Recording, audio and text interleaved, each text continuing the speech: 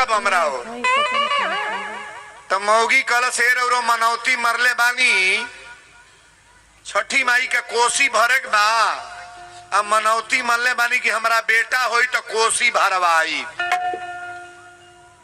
मनौती मरले रहे माली गैला जब विदेश कमाए तो ओकरा बेटा भइल ते बेटा भइल मनौती ही मरले रहे कि हे छठी माई तोरे घाटे पर अचरा पर नाच कराए तोरी घाट पर आके बंड बाजा बजवाए और तोहरी घाटे पर एक नाई चीनी चढ़ाई कितना चीनी नाई बुझता नहीं ना नाई और नाई पर कई कुंटल चीनी अमाई मौगी कलश अगर हमारा बेटा हो जाई अब मालिक कमा के आई हो तो एक नाव चीनी चढ़ाई तारा घाट पर माई तोहरो गंगा माई में मीठे मीठो हो जा मालिक अला विदेश से कमा के कहले हो बेटा तो हो गल कोसियो भराता आ चीनी मल्ले बाड़ू चढ़ावे के परबे करी तो मौगी कलश आदेश कर ट्रक के चीनी मंगावे एक ट्रक से कम नहीं लागी मालिक कहले मंगा दे तनी घबरा मत ए दादा धीरे धीरे टाइम बीता सांझी के चीनी चढ़ावे के बा न चीनी आई ना कोनो चूज का पोते ना मौगी कलश का हो पगड़ाइल बड़का बड़ी मनौती के बात तो के चीनी मल्ले बानी बेटा भइल बा कोसी भरे के बा चीनी ना चढ़ी मालिक कहला घबड़ो मत घटवा पर तो चढ़ी जाई घबड़ो मत बैठ ना देखा चढ़ल अकेले काना बा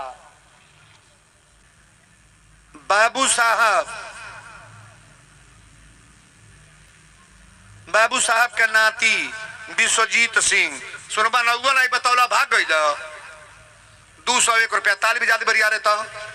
अब एक सूचना सुनने बीच में कोई पैसा नहीं देगा कथा डिस्टर्ब हो जाएगी ना। अब इतनी संख्या आ रही है पहले कथा को सुनो क्या बोल गए वीरेंद्र बाबा बोलो सच्चे दरबार की जय।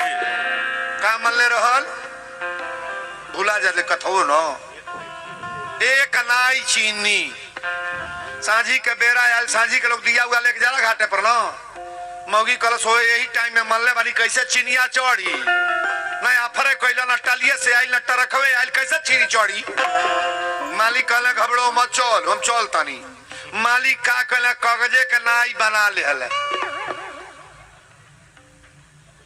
सुनाता बतिया कागज के नाई नहीं बन जाला है तब के कागजे के नाई बना के थैली में धो ले हलस इतना चीनी पुड़िया के है पॉकेटे में मौगी कलश का हो निराले मले छे हवा कब आई नहीं आ कब चीनिया आई कब चीनी आई कब नाई से चढ़ी मालिक कहले अच्छा तो चढ़े जाए अब आइल बड़े घाटे पर तो चढ़ेबे कर मौगी कहला चीनिया मंगाओ तो चीनी निकलल है इतना चीनी पुड़ियोलर तो मौगी कहला सी का निकाल तड़ तो जौन मनले बड़े तौने निकलले बानी चीनी नाव धैले बड़े न कलश नाव धैले बानी चीनी कहले कि नाव मनले बड़े न तो कलश की हाँ मालिक कहले बताऊ काठे के नाई कहले बड़े कि कागजे के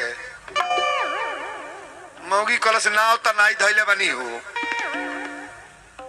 अरे नैये न कहले रहे नाई पर चढ़ाई प्लास्टिको के नाई होला कागजों के नाई होला कठो के नाई होला मर्दा कल जब नाई के नाव नाई धैले बड़े काठे के नाई पर की कागजे के तो तोर भाव अगर साफ बा कागजे के नाई बनौले बनी देख थैली में से नहीं करलस कलश में इतना चीनी डार दे मोगी कलश निराले देवियों देवता से मजाक के करब का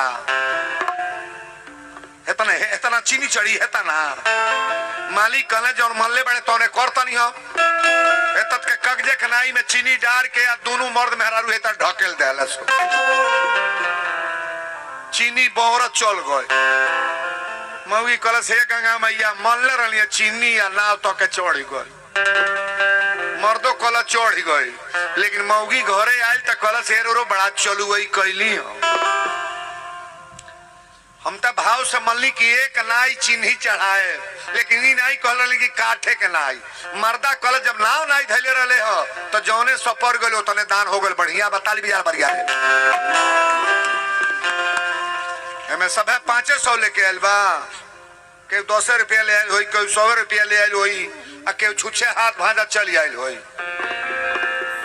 चल तनी नाई देव कथवे सुनो तो छुछ कथा सुनने में बड़ा खतरा हो कम से कम कथा के दक्षिणा कतई आप दिया करो। कथा में आओ, मना नहीं है, 3 जगह खाली मत जाओ, गुरु के दरबार में, अब बेटी के घर, अब भगवान की कथा में जब भी आओ तो कुछ न कुछ लेकर आओ। खाली हाथ जग में जाना नहीं चाहिए, बहुत बड़ा दोष लगता है महाराज। ये मेरा अपना बात है, आपका जैसा मर्जी हो इसे करना। बोलो सच्चे दरबार की जय। तनिक बेरौरी हाथ उठा ले, ताली बजाओ पर जा रहे। बात जब मान जाला है आदमी तो के नीमन मानल जाला, नीमन है लोग, ऐसा नहीं बुरा नहीं कोई है, ठीक है। बच्चे बड़े अच्छे बात है, दिमाग है सबका, दिमाग तो अलग अलग होता है ना, कोई भला है, कोई बुरा है, कोई अच्छा है, सब तरह के लोग हैं। और सबको समझाना वीरेंद्र बाबा को है। वीरेंद्र बाबा कथा कहने आए हैं तो हमको कथा से मतलब है। और ये कई कितने गांव के लोग की बेटियां बहन आई हैं, माताएं, केवल प्रवचन सुनने आ पाए हो। तो प्रवचन में आज क्या बोल रहे हैं ध्यान दीजिएगा। भगवान शंकर जी आशुतोष हैं, बोलो शंकर भगवान की जय।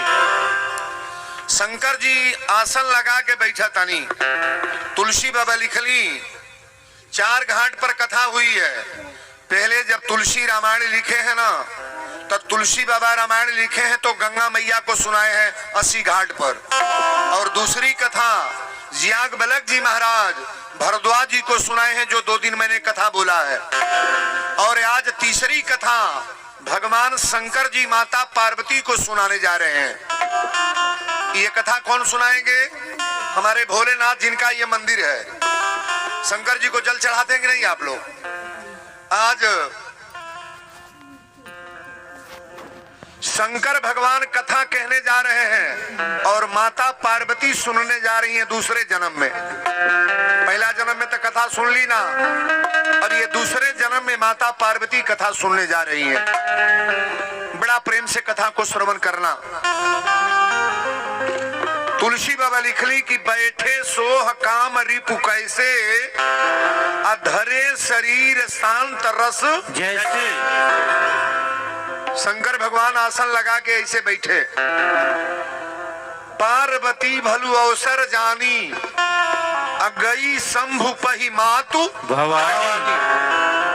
माता जी गईली भोलेनाथ जहाँ बैठल मानी ना, तो मैया के ही मालूम भइल कि हमारे भोलेनाथ समाधि में जा रहे हैं। एक बार समाधि लगती है ना तो 87,000 बरस ताकते नहीं है। राम जी की कथा, राम जी का प्रवचन, रामे जी के चर्चा में भोलेनाथ मग्न रहते हैं महाराज। लेकिन पार्वती मैया जाकर के अपने स्वामी भोलेनाथ से कह रही हैं कि स्वामी आपसे मेरा एक निवेदन है। शंकर जी ने कहा देवी बोलो क्या निवेदन है?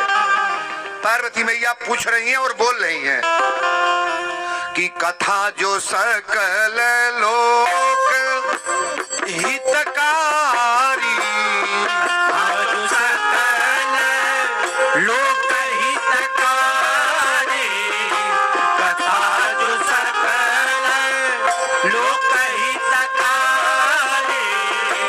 कथा जो सकल लोक हितकारी, कथा जो सकल लोक हितकारी, सोई पूछन चह शैल कुमारी, सोई पूछन चह शैल कुमारी, सोई पूछन चह शैल कुमारी, बोल दी शंकर भगवान की जय। कथा जो सकल लोक हितकारी, असोई पूछन चहे शैल कुमारी। संसार को हित करने वाली आज कथा मैं पूछ रही हूँ। भोलेनाथ ने कहा बोलो तुम्हारा इच्छा क्या है देवी? पार्वती मैया ने कहा जो मोह पर प्रसन्न सुख राशि, जानिए सत्य मोहि निज दातासी। मैं आपकी दासी हूं नाथ, और दासी समझ करके मुझे कथा प्रवचन बताने का प्रयास करो। तुम पुनि राम राम दिन राती, असादर जपहु आनंद अराती। आप राम राम जो कहते हो राम है, कि घट घट के राम है। राम का तरीका तो पहले दिन मैंने बताया था, लेकिन देखिए आज प्रश्न ही आ रहा है। शंकर जी कहले कर मतलब तोहार आज विचार कुछ बदलल बा। पार्वती मैया पहला प्रश्न कर रही है,